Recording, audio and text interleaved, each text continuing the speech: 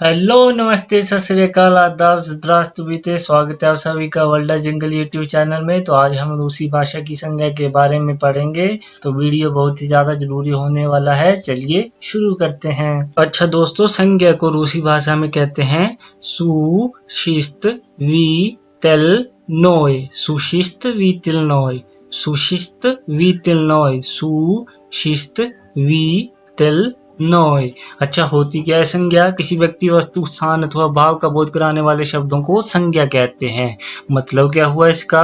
किसी व्यक्ति, जैसे प्राणियों के नाम हो गए पूजा, कांक्षा, जॉन, कोडी, कॉपीराइट, जगन्नाथ दास, तो ये व्यक्तियों के नाम है। तो ये क्या है? संज्ञा है। अच्छा, इन शब्दों को लेकर आप अगर किसी वाक्य में प्रयोग करेंगे तो उस वाक्य में ये क्या होंगे? संज्ञा होंगे। मतलब इनके हिसाब से क्रिया, क्रिया विशेषण, विशेषण अपना रूप बदलेंगे। ठीक है। दूसरा क्या है? स्थानों के नाम दिल्ली, बनारस, हल्द्वानी, पानीपत। वस्तुओं के नाम टीवी, कुर्सी, पुस्तक। भावों के नाम सुंदरता, बुढ़ापा, मिठास, बदबू, प्यास। अच्छा, चौथे वाले को समझिएगा। जो संज्ञा शब्द किसी वस्तु या व्यक्ति के गुण, दोष, भाव, दशा, व्यापार या मन के भाव का बोध कराएं वो क्या है? संज्ञा है। इसका मतलब क्या हुआ? जैसे सुंदरता है, सुंदरता किसी व्यक्ति का गुण है ना कि वो सुंदर है, तो सुंदरता शब्द क्या हो गया? संज्ञा हो गया। बुढ़ापा, अब बुढ़ापा क्या है? किसी व्यक्ति का दशा है वो कि वो बूढ़ा हो गया है। ठीक है। मिठास है, किसी वस्तु का गुण है ना वो कि मीठी है वो वस्तु, तो वो क्या हो गया? संज्ञा हो गया। बदबू है, किसी वस्तु का गुण हो गया। अच्छा, प्यास है, इसको मन का भाव भी बोल सकते हैं आप, और किसी व्यक्ति की दशा भी बोल सकते हैं कि वो प्यासा है इस समय। ठीक है। आपको पता लग गया संज्ञा क्या होती है। अब इन सबको याद रखिएगा आप। ठीक है। चलिए आगे बढ़ते हैं। अच्छा दोस्तों, हिंदी का व्याकरण बताने का उद्देश्य एक ही है कि अगर आपको हिंदी का व्याकरण अच्छे से आता है तो आपको रूसी भाषा का भी बहुत जल्दी समझ आएगा। राम गाना गा रहा है, राम गाना गा रही है, दोनों में कौन सा गलत है, कौन सा सही है? दूसरा गलत है, पहला सही है। ऐसा क्यों? अगर आपने हिंदी का व्याकरण नहीं भी पढ़ा हुआ है तब भी आप बता सकते हैं कि दूसरा वाक्य गलत है। क्यों गलत है? क्योंकि राम का लिंग अगर पुल्लिंग है, मतलब मेल है, तो वहां पे रही नहीं आना चाहिए। ठीक है। राम के हिसाब से, अब राम एक संज्ञा है, किसी व्यक्ति का नाम है राम। ठीक है। तो उसके हिसाब से वाक्य अपना रूप बदलेगा। दिल्ली जीत रही है, पंजाब जीत रहा है।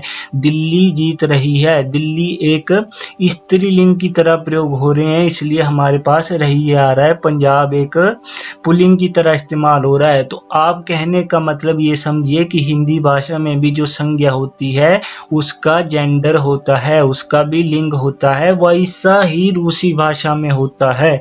उसके हिसाब से आगे वाक्य बदलता है। आपको रूसी भाषा में जो संज्ञाएं होती हैं उनका लिंग पता होना चाहिए। चलिए आगे आपको समझ आ जाएगी पूरी बात मैं क्या कहना चाह रहा हूँ। अच्छा, ये दिल्ली और पंजाब स्थानों के नाम हैं और दोनों ही संज्ञा हैं। और आपको पता लग गया होगा कि हिंदी भाषा में दो ही लिंग होते हैं संज्ञा के, और वैसे भी हिंदी भाषा में दो ही लिंग होते हैं, लेकिन रूसी भाषा में 3 लिंग होते हैं। और रूसी भाषा की संज्ञा के 3 लिंग हो सकते हैं। कौन कौन से? मुष्कोई मतलब पुल्लिंग, जेंस्की मतलब स्त्रीलिंग, और नपुंसकलिंग सृजिनी रोध।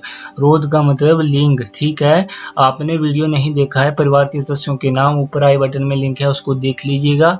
मूश का मतलब क्या होता है? घर वाला। जीना का मतलब क्या होता है? घर वाली। तो मूश से क्या बन गया? मुष्कोई मतलब पुल्लिंग, मतलब मर्द वाली थोड़ी आ रही है उसमें। ठीक है। और स्त्रीलिंग जीना, जीना से जेंट्स की। ठीक है। और तीसरा नपुंसकलिंग। अब ये हिंदी में नहीं होता, संस्कृत में होता है, इंग्लिश में होता है। तो तीसरा लिंग मैं संस्कृत और इंग्लिश के माध्यम से आपको समझाने की कोशिश करूंगा। चलिए आगे बढ़ते हैं। अच्छा दोस्तों, जिंदा चीजों का लिंग पता करना बहुत आसान होता है। जैसे मामा, मामा क्या जिंदा चीज है। माता जी, मम्मी, तो मम्मी क्या है? स्त्रीलिंग है। मूश, मूश मतलब घर वाला। पति, तो पति क्या है? पुल्लिंग है। पर निर्जीव चीजों का लिंग पता कर पाना बहुत कठिन होता है। कैसे? ऐसे। याबलका, याबलका मतलब सेब। अब सेब क्या है? नपुंसक लिंग है। वो मैं बताऊंगा आपको कैसे है आगे।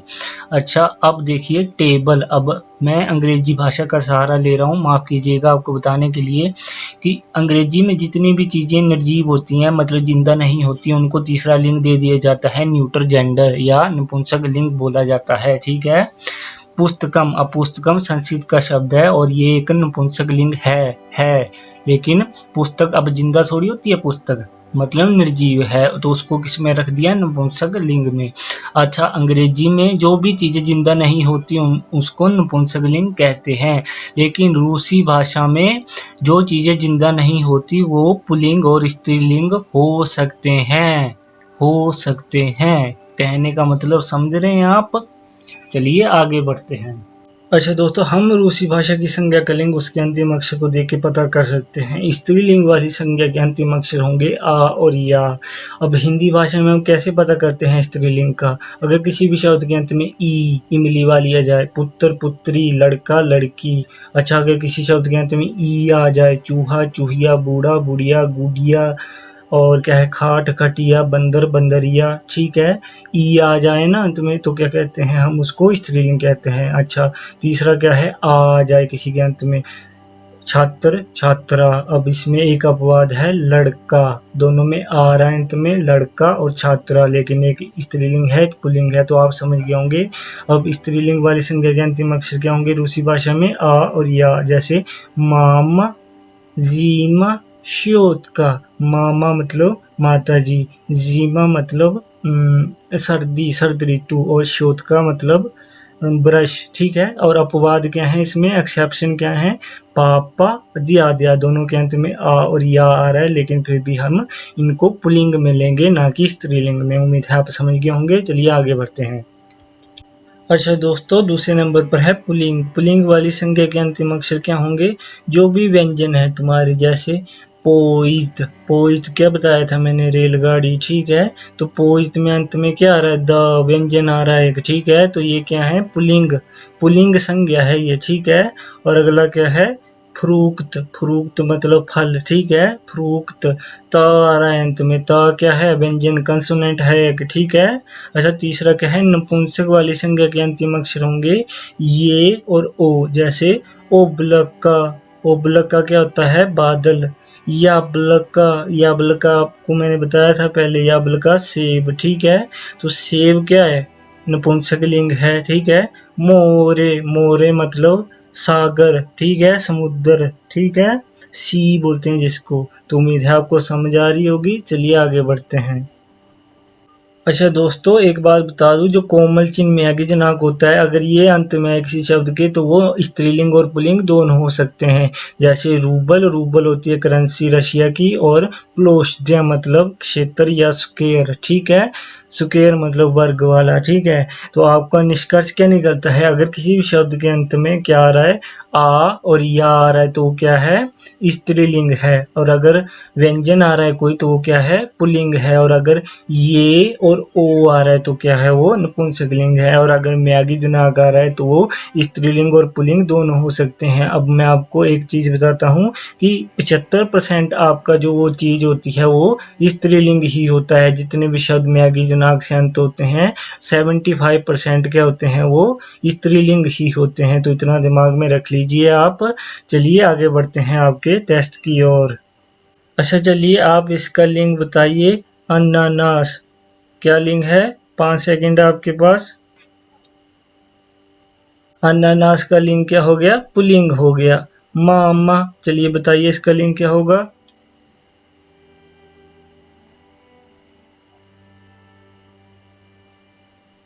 इसका लिंग होगा स्त्रीलिंग। ओबलक का, चलिए बताइए इसका लिंग क्या होगा। इसका लिंग होगा नपुंसक लिंग, क्योंकि अंत में ओ आ रहा है। टूरिस्ट, इसका लिंग क्या होगा, चलिए बताइए, 5 सेकंड आपके पास। इसका लिंग होगा पुल्लिंग। और अगला है पोइज्ड, अंत में द आ रहा है, तो क्या हो गया, पुल्लिंग हो गया इसका भी। आपने कुछ सीखा है तो प्लीज सब्सक्राइब करिएगा, लाइक कीजिएगा। वीडियो यहीं तक था, आपकी सेवा में फिर से हाजिर होंगे, तब तक के लिए ध्यान रखिएगा अपना। बाय बाय, शुक्रिया, स्पासिबा।